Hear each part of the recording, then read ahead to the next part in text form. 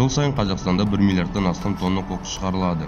Олардың ішінде 5-6 миллион қатты тұрмыстық қалдықтардың үлесіне келеді. Ашық алаңдарда орналасқан қоқыс атмосфералық ауа, күн, жауын-шашын зиянды заттар әсерінен ыдырап, жерге, топыраққа және жер асты суларына енеді.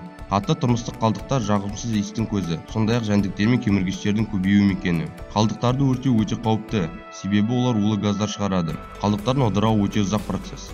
Мысалы, қағаз экологиялық таза материал болып саналғанмен, ыдырау уақыты 10 жыл. Ал консерв банкаларының ыдырау уақыты 90 жылға дейін жетеді.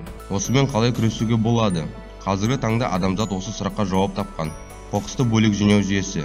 Жыл сайын қоқыс полигонына түсетін 5-6 миллион тонна қоқыс бөліп жиналған жағдайда полигонның қоқыстың 1/1 бөлігі түсетін еді. Пластиктен, әйнектен, органикалық заттар араласқан темір, тасуша араласқан қоқыс арнайы құрылғымен басылып, содан соң полигонға жіберіледі. Қоқыстың екінші өмірі бар ма? Қоқысты қайта өңдеп не жасауға болады?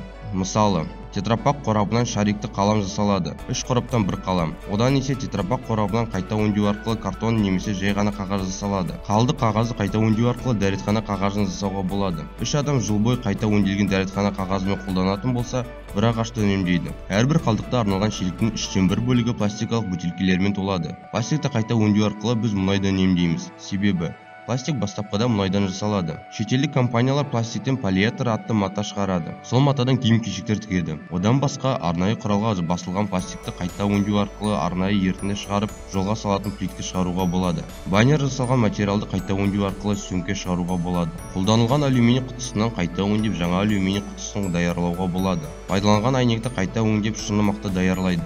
Қазақстан Республикасының президенті Нұрсұлтан Назарбаев 2018 жылғы Қазақстан халқына жолдауында өңірлерге шағын және орта бизнес субъектілерін кеңінен тартып, қатты тұрмыстық қалдықтарды заман талабына сай утилизациялау және қайта өңдеу үшін шаралар қабылдау керектігін атап өткендігін ескере отырып, баршаңызды қатты тұрмыстық қалдықтарды бөлектеп жинауға шақырамыз.